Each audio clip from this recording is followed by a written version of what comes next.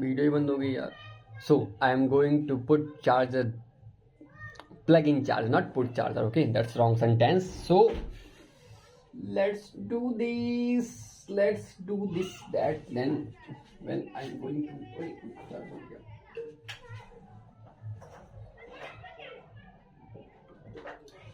इसके सबर के जब मैं घर का हूँ सफर मेरे अप्सरा तुम या कोई तेरी तारीफ ये भी तो कुछ भी नहीं. कुछ ऐसे तो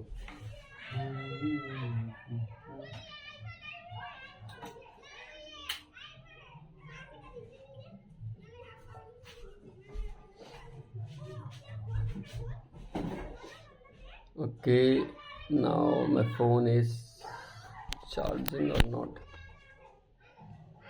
Yeah, charging. So let's start the second exercise.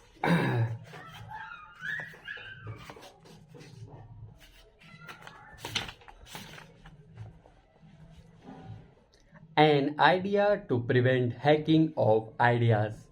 Can you recall hack ideas from another's brains? The history of this universe starts with Madhu and Ketav hacking the Vedas from Brahma's brain and dashing away with the loot. If it weren't for the first cyber police, Vishnu, the original hackers might have got away and history would have been written differently. Water, when stored in one place, stinks if unused. Flowing water retains its ever freshness. Vishnu rectified this by incarnating as Vyas and freely distributing the same knowledge through his disciples and books. How many brains would the Madhus and Kavitas of this world need to hack now? Katavas, not Kavitas, sorry.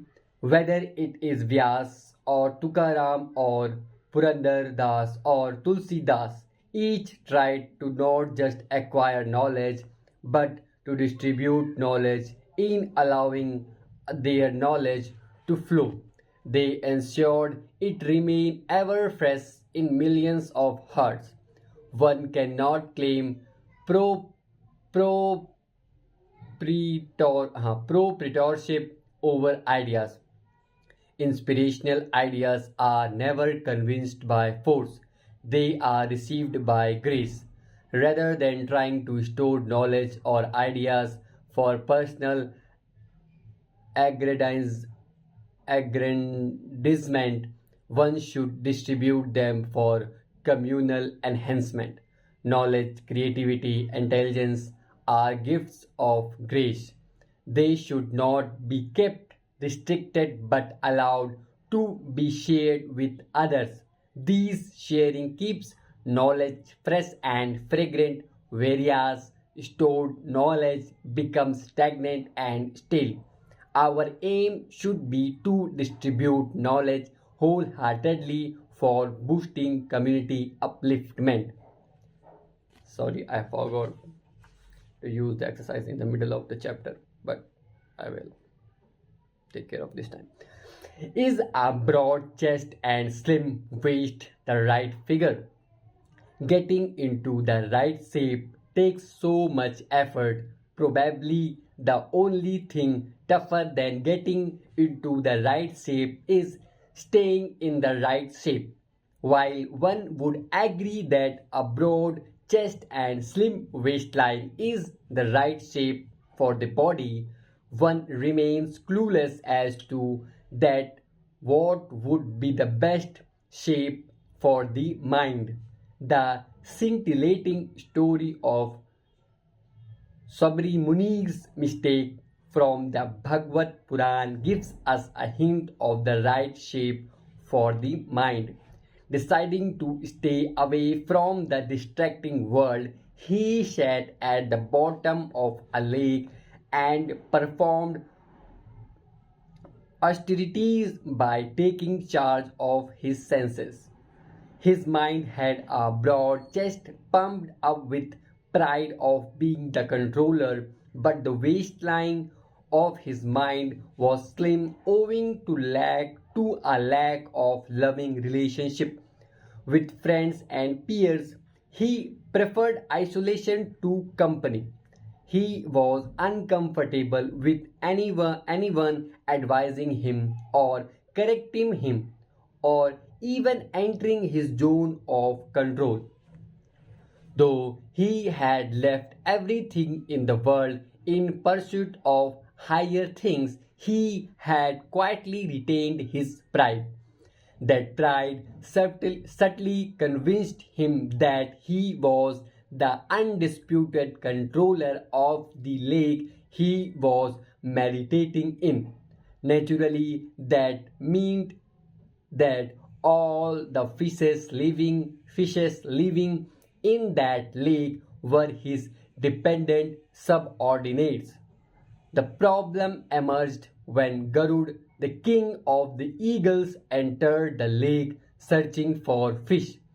When the fishes ran to him helplessly for protection, his mind got a reconfirmation of his ownership. The joy of being in control gave him a high. The result was that out of pride he offended his superior Garud by banning him from that lake. Garud left silently, leaving Sobari to his lonely destiny. Soon, Sobari deviated from focusing on the goal of his life and focused on getting higher and higher ways of experiencing the kick of being in charge. Very soon, the very fishes that he tried to protect became the cause of his degradation. Seeing the fishes enjoying themselves, Sobri developed a desire to enjoy like them. His pride prevented him from consulting anyone, and his ego had never allowed anyone to be his well-wishing friend. He left the privacy of the lake and went back to the world of distractions, absorbing himself in the reckless enjoyment. Pride in his own abilities and lack of accommodation of others' love resulted in a disfigured mind. The right figure for the mind is to have a slim chest with no egoistic vanity and a broad waist filled with loads of love to accommodate others. The greatest obstacle to love is pride. Pride acts like a thick, transparent glass wall that prevents any loving transaction from penetrating. When someone tries to enter into a proud person's domain, that transparent wall bounces him or her off. Though a proud person seems accessible since they are visible, the transparent wall of pride does not allow any access, neither physically nor audibly. As a result, a proud person remains aloof not just from loving exchanges but also from wise advice. They prefer to live in the island of their own loneliness, surrounded by vast, salty waters of their own achievements.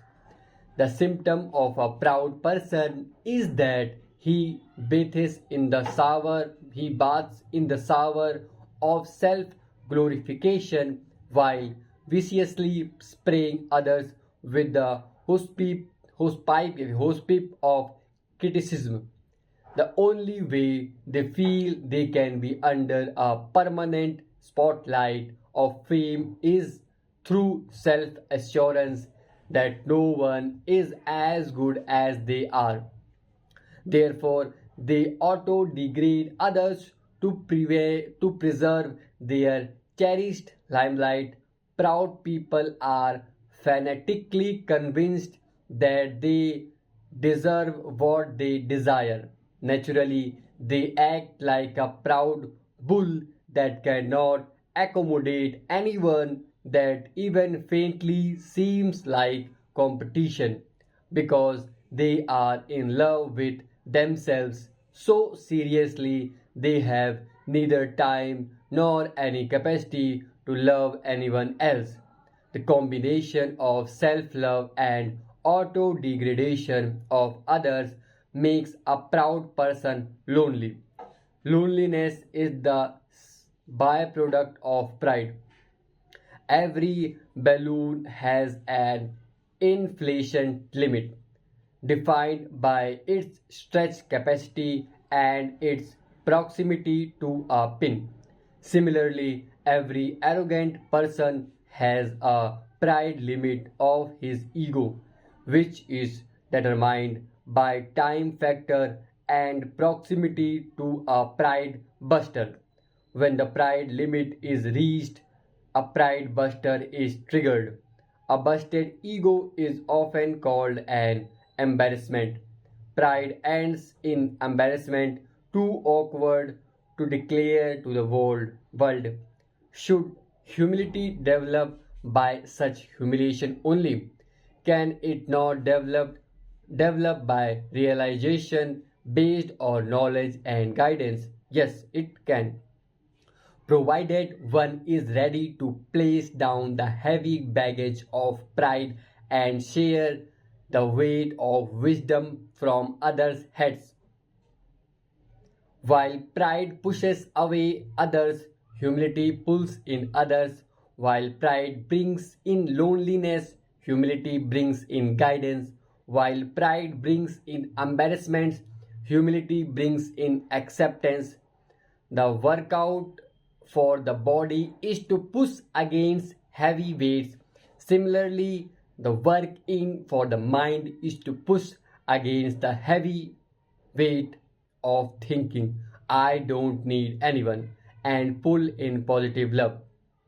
While attempting to retain the broad chest and thin waist for the body, one should endeavor to get the distorted mind in the right shape too. When the mind develops a thin chest to avoid chest devoid of pride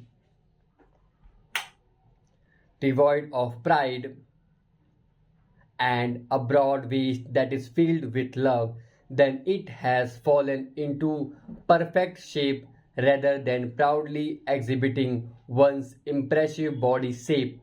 One should take pride in exhibiting one's inspiring mental shape. Exhibition of a well chiseled body shape is a matter of pride, and presentation of well developed mental shape is a matter of humility. Perfect bodily shape is worth taking selfies of. Perfect mental shape is worth being photographed by others. We need to work towards not only a perfect body shape but more importantly towards a perfect mental shape. Pride in our own abilities and lack of accommodation of others' love results in a disfigured mind. Pride creates distance and keeps love at bay. It demands self glorification while degrading others, love for self and criticism for others. Loneliness is a byproduct of such pride.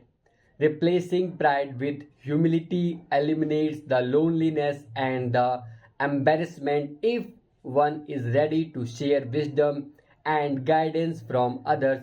This is the much desired right shape of mind. Wait a minute.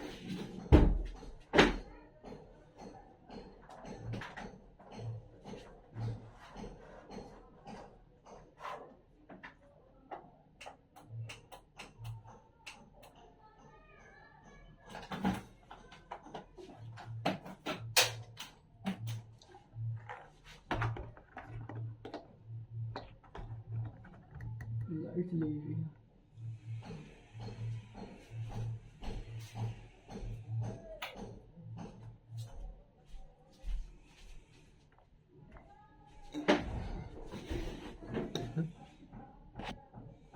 Starting. So now we have finished the second exercise and we are going to chanting of Om. Let's start.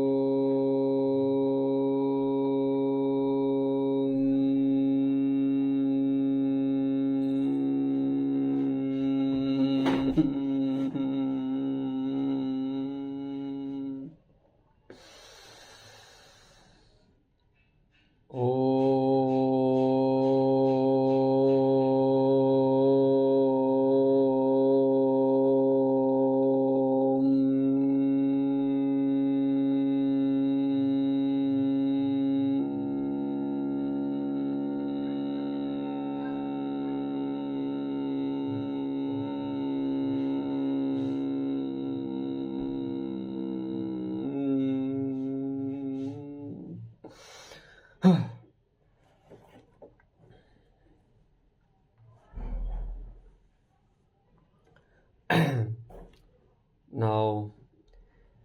we will start the summary of the chapter.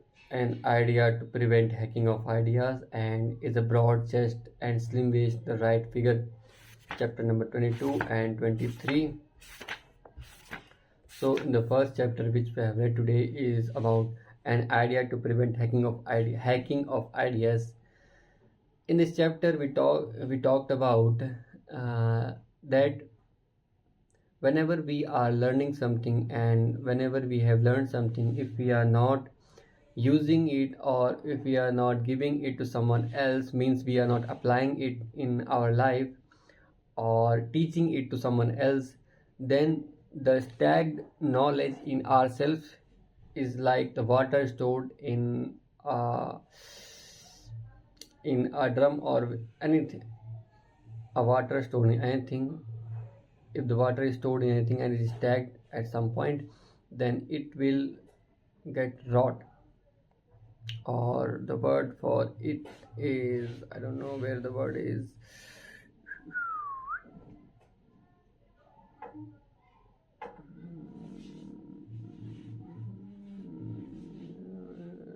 I don't know where the word is. The water gets rot or the water gets foul. We will learn about the correct word after the video. And like the water, the knowledge is as same as the water. If we are storing the knowledge and not using it, not teaching anyone about the knowledge, then it means that it becomes foul knowledge, because knowledge keeps increasing when we share it with someone, either he is superior to us or inferior to us in knowledge, not in anything else. When we share it, we gain some experiences which increase our knowledge. I know it because I'm teaching for last 5 years, and I know that if we are teaching someone and we know absolutely and everything about the subject or the chapter which we are teaching, no, we don't know, because there are some things that we don't know, and we know it by teaching someone that how it works and how can we apply it. I am a maths teacher, and I learned I think a lot of things, plenty of things in teaching maths to children. So we learn by teaching, and if we are not teaching someone, if we are not giving, and I'm not saying that you have to teach someone to gain the to gain the knowledge, to gain the experience. If we are spreading our knowledge, if we are spreading our teachings, our findings, it doesn't make it less. It will help to increase it, and it will always going to increase your knowledge, your capacities in reading, writing, or anything. So always try to learn, and also always try to spread it in people you like to, or you don't like to, you can spread. So and if you are not doing this, then it means that you are not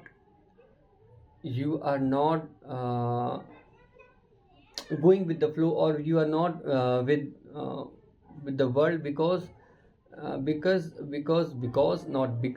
and because not because, because knowledge is changing every second, and if we are not talking with people who are knowledgeable, and we are not taking the ideas from them and giving our ideas to them, and we are not discussing about them, then it means that we are stagnant at some point and we don't want to move, and this will not help us in our growth. And in the second chapter we talk about is broad chest and slim waist the right figure. Whenever we talk about the physical fitness, we talk about that, we think that if we have a slim waist and broad chest, then it means that we are fit. But what about the mind? How can we define a person is mentally fit?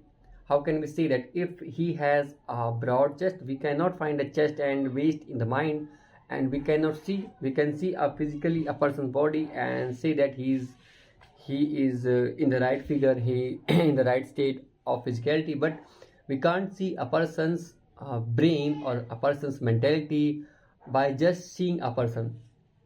So if we are going to find out a person who is mentally fit, the sign of them are they are not self-absorbed, they are self-aware that what they know and what they don't, and they don't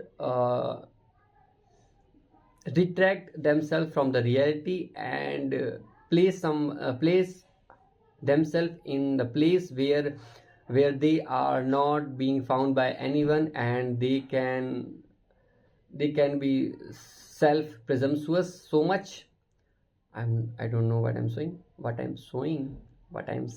Okay. So what I'm saying is that if a person is mentally fit, it means that he has a lot of love in his mind for others, and the pride which is in him, pride is a good thing, not a bad thing, but if we have a lot of pride in ourselves, for then it is not a good thing, it becomes arrogance. We become arrogant to people whom we think that we are superior to them. So if a person is not mentally fit, he will self assure him that he is the best, he is the best in the world and best in everything. Okay, bye bye, good night.